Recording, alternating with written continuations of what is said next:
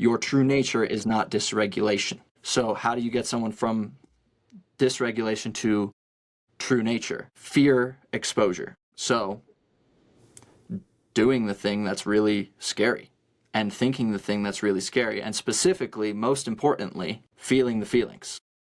Because all of your thoughts are due to unfelt feelings. 110% agree. I love that All you're of the fear. saying this. I feel like a lot of people let fear run their lives and like dictate their decisions, and that's why a lot of people feel stuck and like feel unfulfilled and play small, is because they're so afraid of worst case scenarios.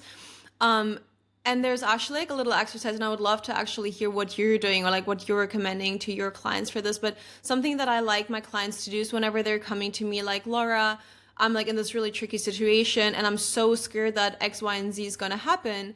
I always go, well, what's the worst case scenario here? Like, let's paint the picture. Let's make it as vivid as possible. Like, picture it in your mind and also go there emotionally. I want you to take yourself there emotionally.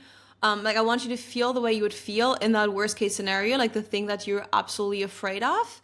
And I want you to embrace and fully feel and experience every single emotion, because then you're already in it. Then you've already lived through it, and then there's nothing else to fear. Because I truly believe, just like you, that people, as humans, we don't fear the thing.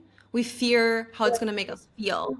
We're afraid of our own emotions and how uncomfortable that's going to be. And so, like, for me, this like visualization and somatic experience of a worst case scenario, let's say, for me is great preparation. And like, I do this to myself, if you will, all the time, where I'm like, well, I'm really scared of this, but to overcome my fear, I got to face it, not just in the way that I'm like, well, I'm imagining it, like visualizing, but also I want to feel it so that I know and I can build self-trust that I can handle that. If it was to happen, I can handle it, and I trust myself, and I'm expanding my emotional capacity to handle discomfort and challenging situations.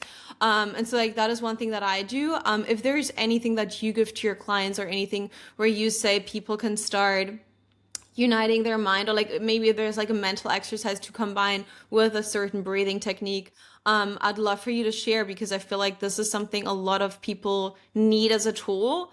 Yet exactly what's happening basically when we are in fears, our breath obviously changes and we're breathing too much. We're having too many breaths per minute. And like, how can someone who doesn't necessarily like go, oh, wait a second, I'm stressed, let me quickly regulate through like slowing down my breath.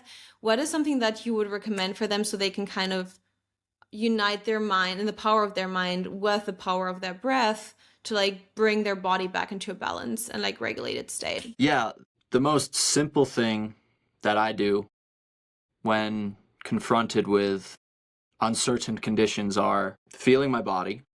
And if anyone was to take away one thing, it would be feel your body in the moment and not run away.